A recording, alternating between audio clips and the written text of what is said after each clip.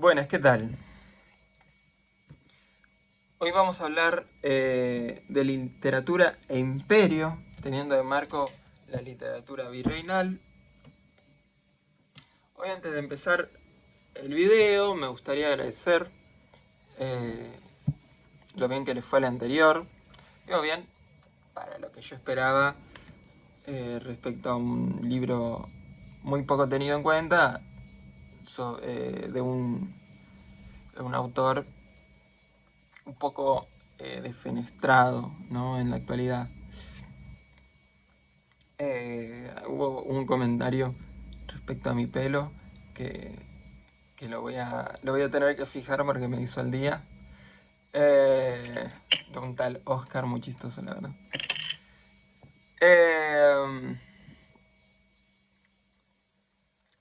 Así que nada, agradecer, ¿no? También tener en cuenta que eh, este video de hoy va a ser el preludio a otros dos videos. Uno sobre Espronceda y el romanticismo español, y otro sobre la literatura gestada en la Independencia de Mayo. Voy a valerme de estos libros para el día de hoy.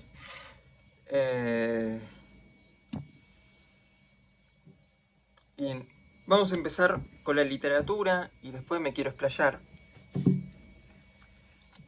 Y van a darse cuenta que el formato que va a tener la grabación de hoy va a ser opuesta al del video anterior, porque no hay mucho que decir sobre la literatura virreinal. Estamos hablando de 34 años, ¿no? De 1776 hasta 1810. Y en general, en el territorio virreinal no hay un haber de grandes composiciones, ¿no? Eso me gustaría que se charle a mitad, ¿no?, de video. A partir de ahí. Por lo que solo voy a hacer algunos pines, ¿no?, algunos comentarios, recomendaciones breves, rescates de algunas cosas que me parezcan interesantes, descripción general de este tipo de literatura, pero no mucho más. Sobre todo teniendo en cuenta que mucha literatura que seguro debía tener muy buena calidad, la perdimos, ¿no? Hay uno que es Labardén, Emmanuel José de Labardén, que voy a leerles unos fragmentos. Que bueno, fue el primero en componer una tragedia en territorio argentino que se llamaba Siripo, la tragedia. Y bueno, no está como tal el texto original, y así un montón más de obras que seguro debían tener algún tipo de valor y no conservamos. Tengo por acá de la sátira literaria. Perdón, son las 8 de la mañana, es el tiempo que tengo para grabar. Que dice así.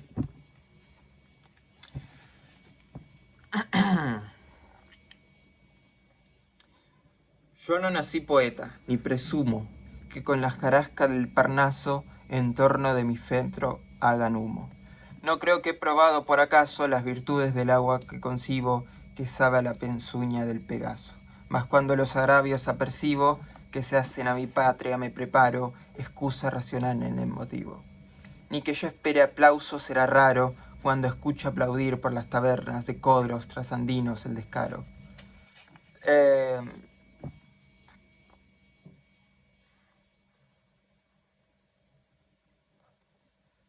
Fíjense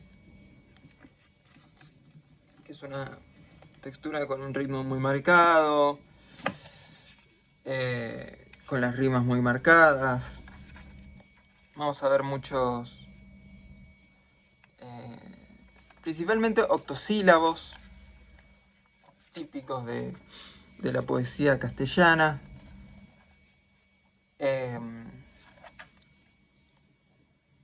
Mucho soneto y décimas, cuartetas. En fin, composiciones muy clasicistas que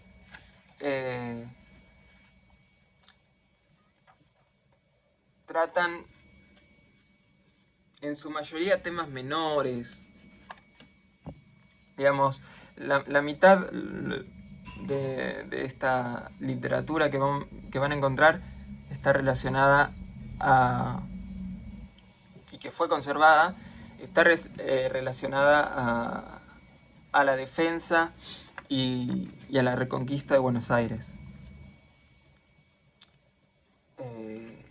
Justo no este fragmento que leí, pero después vamos a ver.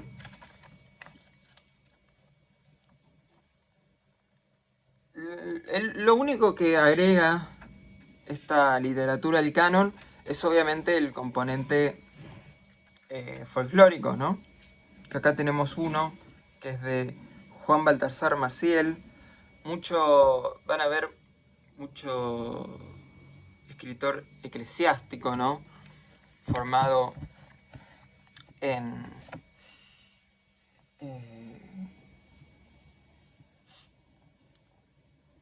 el derecho canónico, también en el civil la mayoría, pero principalmente en el canónico, porque recordemos que eso era lo que te daba permiso a acceder a más libros, ¿no?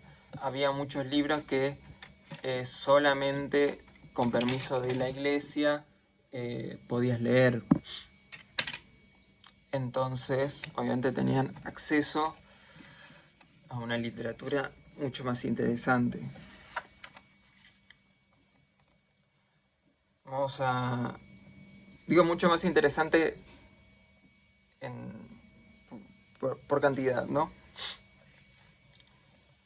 Y tenemos este poema que se llama Canta un guaso en estilo campestre. Los triunfos del excelentísimo doctor Pedro Ceballos, perdón. Fíjense que ya aparecen los triunfos, composición típica folclórica. Y fíjense cómo empieza, ¿no? Aquí me pongo a cantar. Bueno, ya he leído el Martín Fierro, ¿no? Abajo de aquestas talas, del mayor Guayana del mundo, los triunfos y las hazañas. Del señor de cabezón que por fuerzas camarada, de los guapos cabezones que nada tienen de mandrias, he de puja el caballero y bien vaya toda su alma, que a los portugueses jaques ha zurrado la banana. Como ovejas los ha arriado y repartido en las pampas, donde con guampas y lazos se ha de nuestras lechigadas. De balde eran mis hermanos, sus caseros y bravatas. Si al columbiar a Ceballos no lo ha hecho así el come gente, o Mazaina come blancas. Vuestra dompina bandeira, salteador de la otra banda, que allá por sus andurriales y siempre disparada, huyendo como avestruz, aún se deja tras la gama. Ya de Santa Catalina, las batatas y baranjas no le darán en el pico aunque más griten chicharras. Su colonia ras con ras, disque queda con la playa, y en ella dejando la otra harán de azulejos cosas. Perdone, señor Ceballos, mi rana silvestre y guasa, que las germanas de Apolo no habitan en las campañas. Bueno.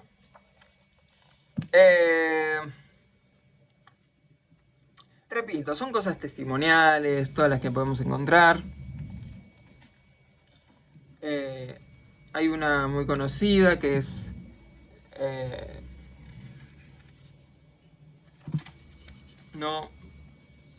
en realidad es una composición de un español, que es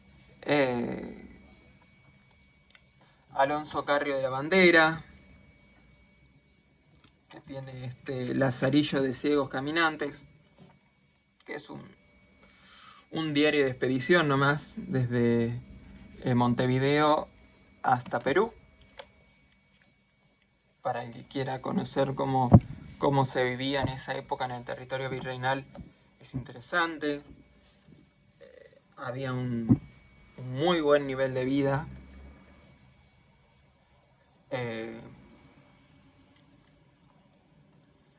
Y bueno, repito, hay un montón de composiciones, todas me parecen de cierto valor menor. Me quiero explayar en el video de Espronceda del problema que tiene España durante el romanticismo.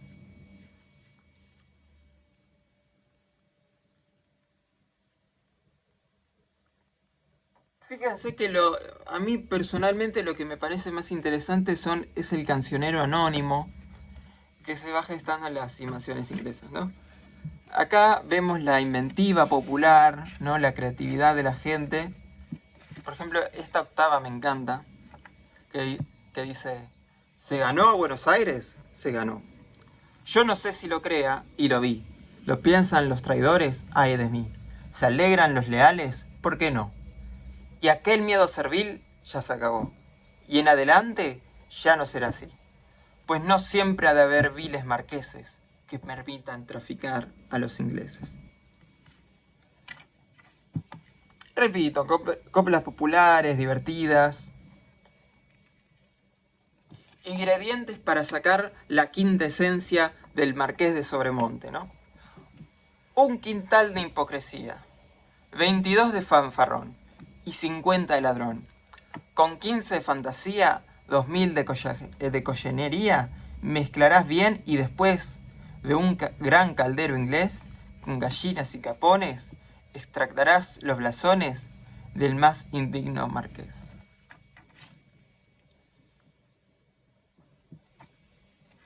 Bueno, es lo más interesante que tiene.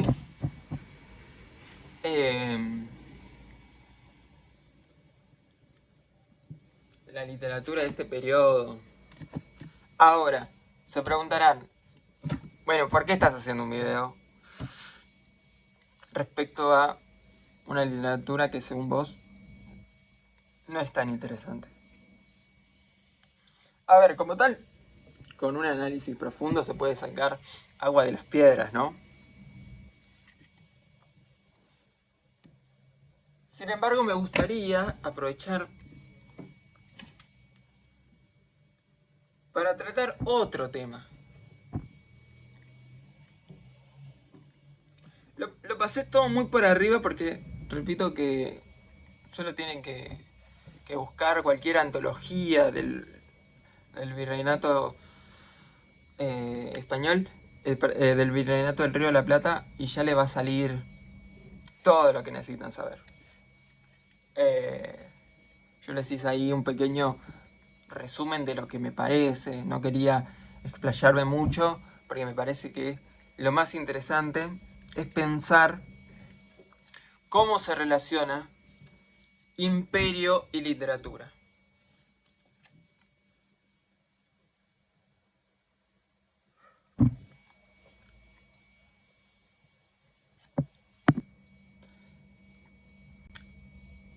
Para esto me gustaría que tengamos en cuenta, ¿no? España tiene un gran momento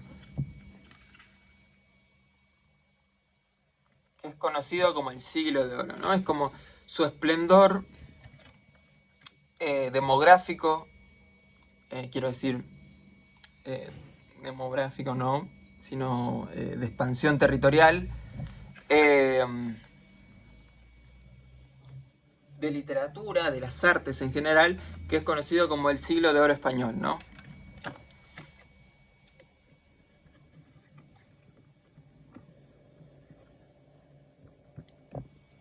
El siglo de Cervantes, Quevedo, ¿no? Una literatura, a ver, Fíjense en obras completas de Quevedo, no solo la cantidad, sino la variedad.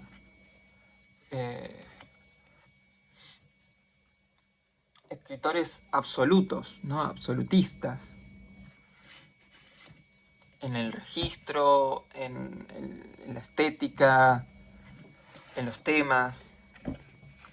No, alguien como Quevedo que tiene un poema sobre el ojo del culo o una carta. ¿Cómo era? Carta de un cornudo a otro y que luego es capaz de tratar, ¿no?, los tópicos más altos.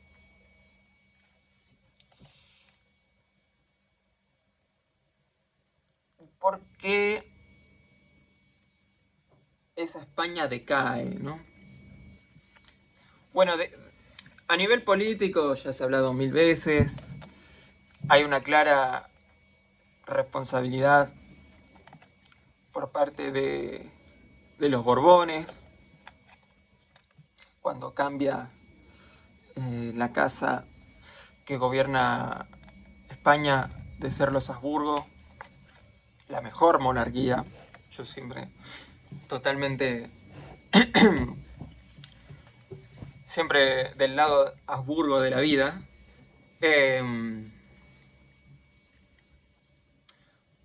Toma la casa los Borbones y bueno, hacen desastres. Manejan mal la economía, las cuentas. Y el Imperio Español decae. Entonces uno puede pensar, ¿estará la literatura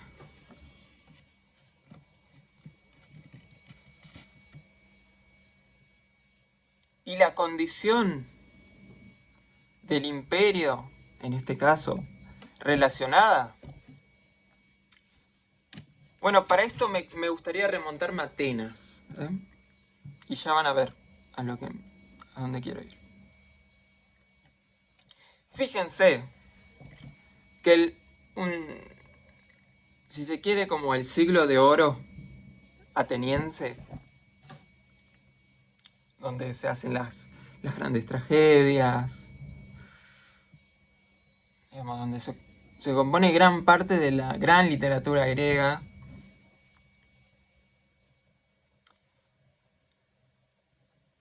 Es también durante el periodo de la Atenas imperial, ¿no?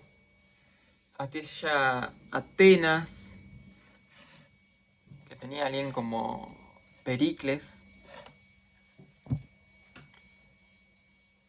y que, digamos, donde caían había no me acuerdo a qué isla habían llegado los atenienses y dan un discurso y dice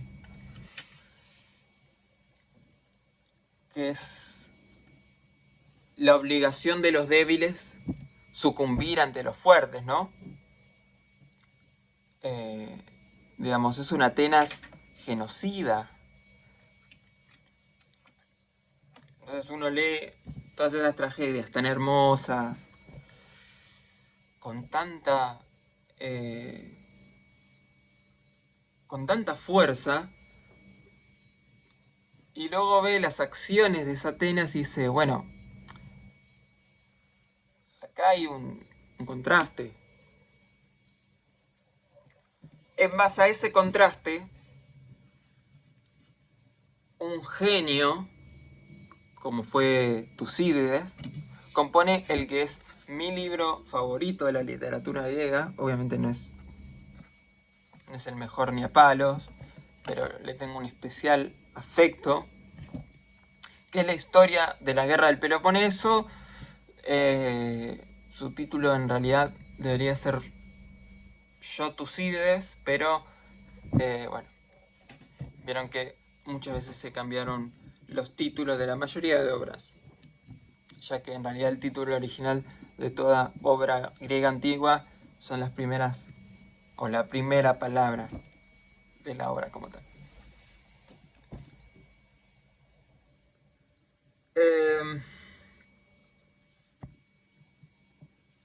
En En esa obra, Tucídides, de una forma magistral, está el texto, que es obvio, tiene importancia histórica por ser el primer libro, al menos en Occidente, que se compone con un enfoque, vamos a decirlo, científico, ¿no? Historiográfico, a diferencia de Heródoto, que mete a veces parte mitológica, historias antiguas de las que no tiene mucha constancia y un poco de su pluma propia. Bueno, no, Tucídides usa bases científicas, bases científicas de la época. O sea, él habla de las cosas que vivió y le pregunta, va persona por persona, preguntándole sobre distintos sucesos. Y en base a eso compone todo el libro.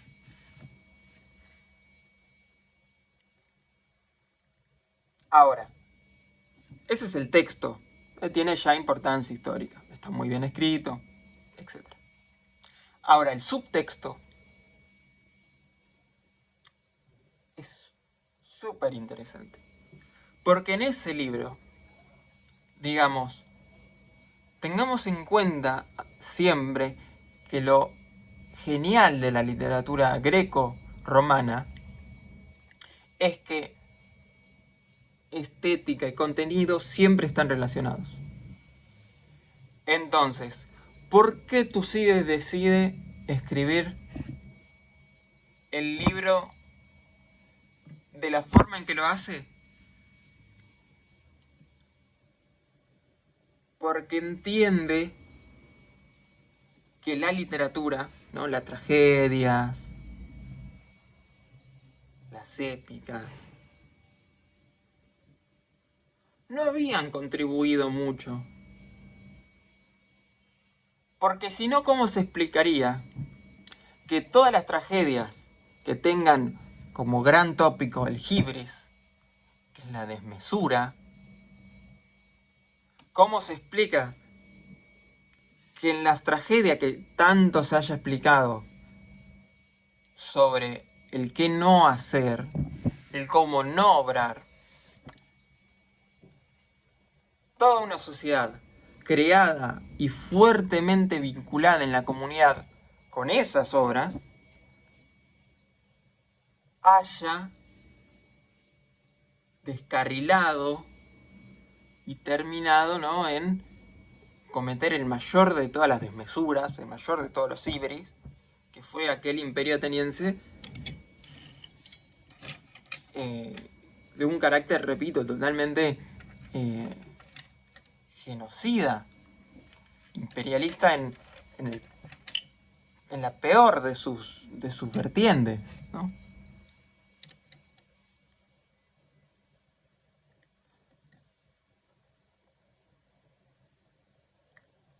Cuando cae esa Atenas imperial, nace la filosofía.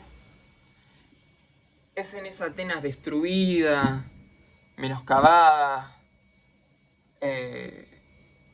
deprimente, que ya no es la gloria que otrora fue, donde nace la filosofía.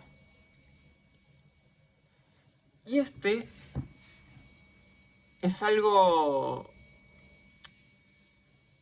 que se va a repetir mucho en la historia. Piensen la gran literatura romana del periodo de oro romano, ¿no? Los últimos años de la República y los primeros del Imperio, que es donde se cimentan, ¿no?, las grandes tragedias romanas, comedias, bueno, la Eneida, Catulo, en fin, obras increíbles. Y fíjense que es la Roma decadente, la que empieza a desarrollar en profundidad el pensamiento romano. Digo, porque la literatura también, pero a eso me quiero centrar después, porque la literatura también desarrolla pensamiento, solo que de otra forma. Por eso quiero que me tengan un poco de paciencia. Hablamos de España, fíjense,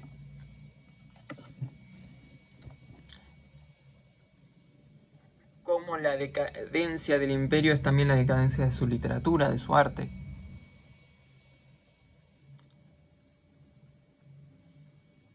Fíjense cómo la España, la Francia del siglo XIX,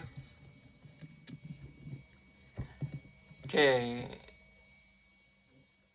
es una Francia muy orgullosa y altiva porque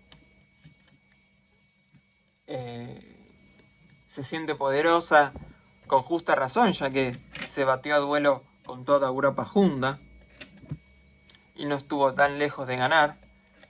Entonces, los muchachos tienen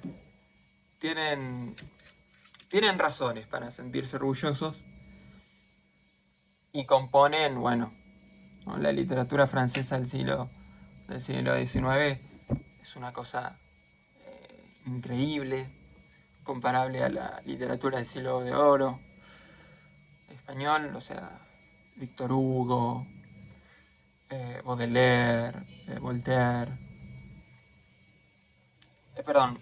Verlaine.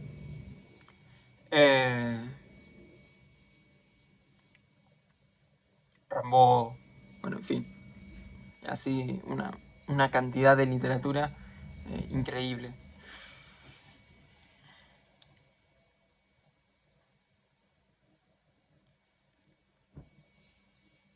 Quiero decir con esto,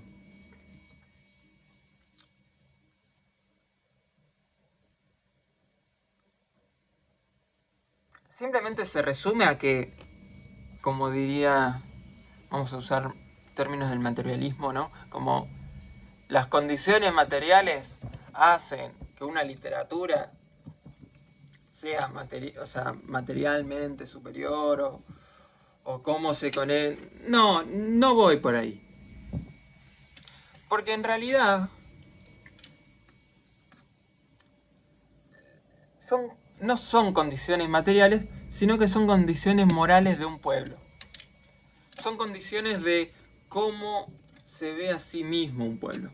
Un pueblo que se ve grande obra a la altura.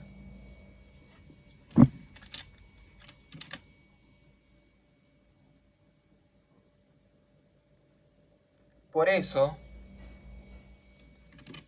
fíjense que la gran literatura argentina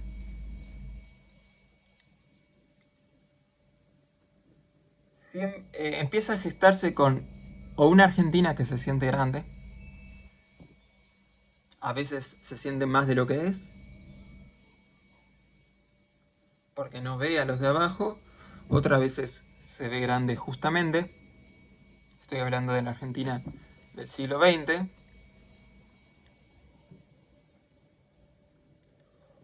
O por patriotas que ven la grandeza en donde los otros no la ven, como es José Hernández, que pese al estado en el que ve su país, él entiende la fortaleza del pueblo y hace una obra magnífica como el Martín Fierro, que personalmente yo no comparto lo que opina Borges sobre el Martín Fierro. Me parece que, sobre todo si uno lee los cuentos que él dedica al Martín Fierro, medio que se contradice con sus ensayos, porque Borges dice que el Martín Fierro no es un héroe, y claramente es un héroe, es una figura heroica. Y José Hernández glorifica al gaucho. Obviamente lo convierte en un ser trágico, con problemas, como como lo es Aquiles. Aquiles no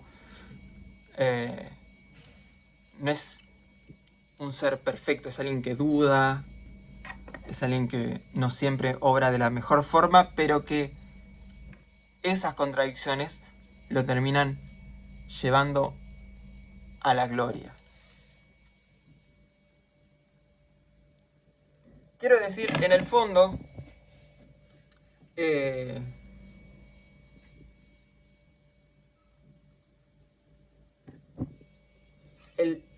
sentimiento de grandeza que se impregna, que se contagia, que inspira a las artes,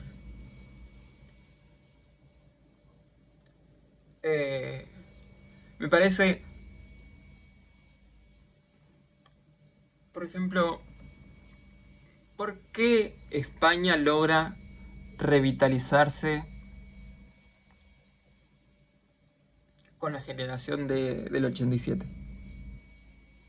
Pensemos que es una España que acaba de perder todo. Perdió sus colonias, está en su peor momento. Y aún así sale en una generación de escritores, ¿no? O sea, como Unamuno, que pronto le voy a hacer un video a Unamuno porque me parece que es de los mejores, de los más grandes escritores de la historia.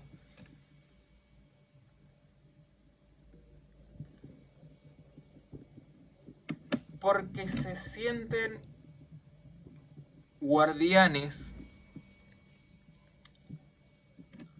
de algo superior, como la gran generación de escritores y pensadores del Imperio Austrohúngaro. Pensemos que de ahí sale Freud, sale Zweig, salen muchos grandes pensadores y escritores.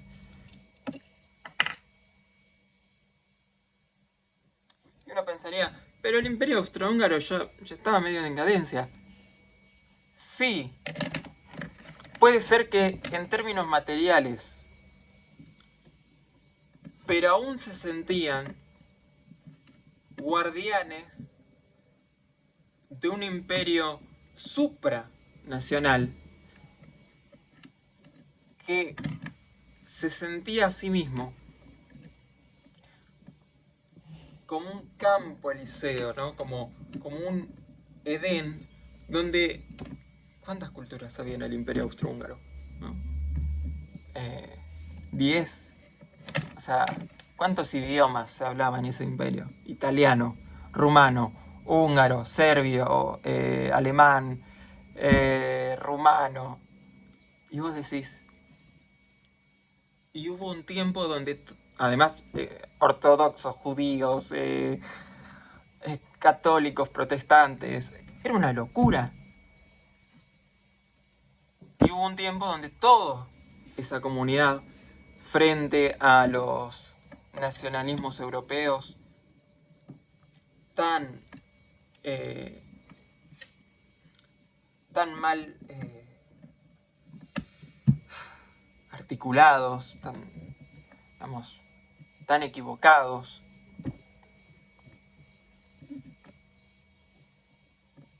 parecía un muro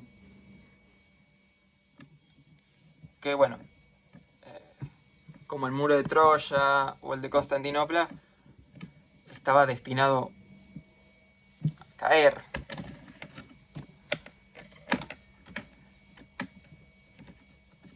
Entonces, ¿por qué la literatura del virreinato es menor? Y porque yo siento que en parte se sentían menor, ¿no? No sé si del virreinato, sobre todo en la época borbónica, donde los virreinatos dejaron de ser provincias y prácticamente a ser colonias en lo técnico. El Imperio Español nunca tuvo colonias, siempre eran parte íntegra del imperio. Es una diferencia con el resto.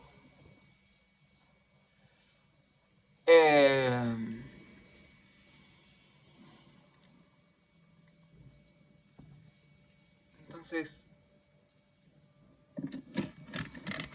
quiero decir, obviamente iba a ser literatura menor, porque no se puede componer literatura mayor en esas condiciones, con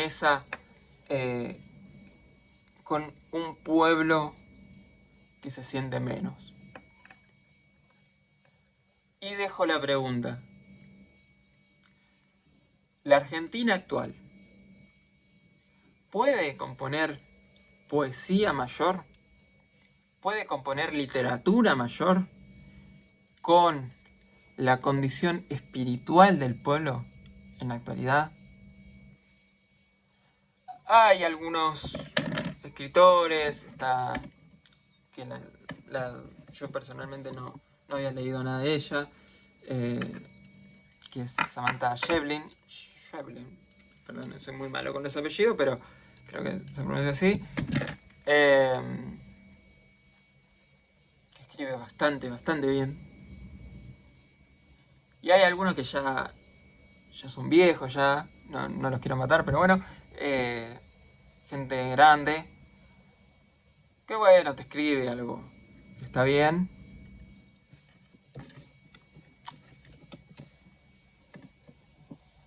Sin embargo, yo siento que llevamos casualmente 2026, 50 años de literatura mediocre. Digo en términos generales, ¿no? Repito, siempre hay alguna obra que está bien o que está muy buena. Pero digo, no se compara a la generación donde tenías un Macedonio Fernández, Lugones, Roberto Art, donde tenías después a un Borges, Cortázar.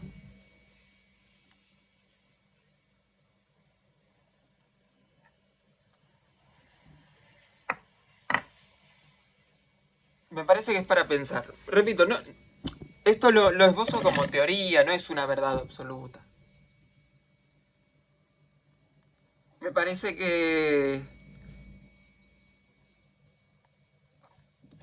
obviamente van a salir con algún caso muy específico. No es una regla general. Te lo quiero decir. Miren, yo me especialicé durante un tiempo en literatura nórdica. La literatura nórdica no es la gran cosa. Los textos están decente, tirando a mal escritos, la mayoría. La profundidad de la mitología hay, obviamente, como toda mitología, pero está escrita, o sea, los textos que tenemos son de católicos escribiendo sobre mitología griega, nórdica. Y bueno, ¿no? Quiero decir, sobre todo nórdico medieval de Islandia y países que nunca fueron. Wow, ¿no? Quiero decir, Portugal tiene ¿cuántos años de historia? Tienen más de 800 años de historia y está bien, tiene algunas joyas, pero en 800 años de historia algo tenés que escribir. No me van a hablar. Pero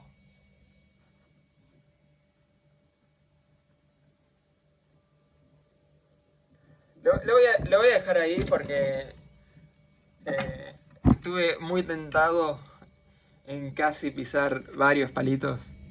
No me hagan hablar de algunos escritores modernos porque... Bueno. Sobre todo gente...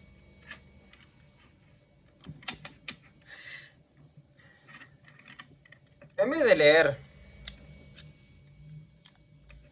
autores que hacen lo que bien pueden, si quieren leer algo de terror, vayan a leer a... qué sé yo.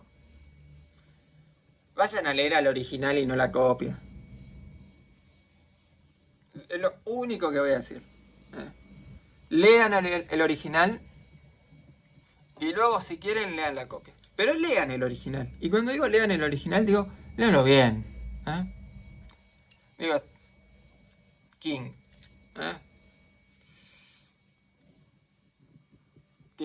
Tiene buenas novelas. Tiene buenas novelas. Tiene Carrie. Tiene It. Tiene... yo la que leí es La Niebla. Es una gran novela. No me gusta el final, lo único. Pero es una gran novela.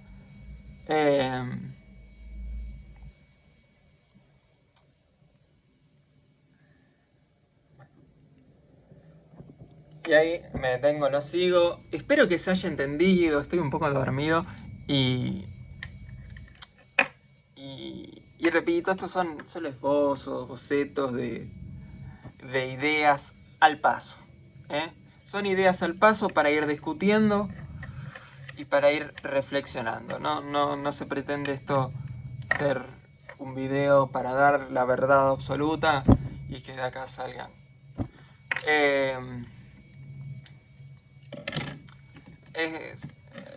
Sigan leyendo y nada más. Bueno, nos vemos la próxima semana.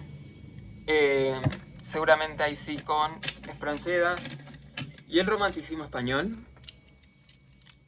Si tienen alguna sugerencia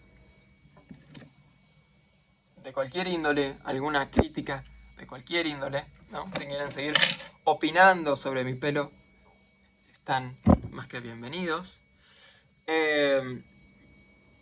O sobre, bueno, la verdad que si tienen alguna crítica sobre mi barba o mi bigote, lo voy a entender perfectamente porque estoy aprendiendo aún a afeitarme con tijera y no siempre salen los resultados que uno espera.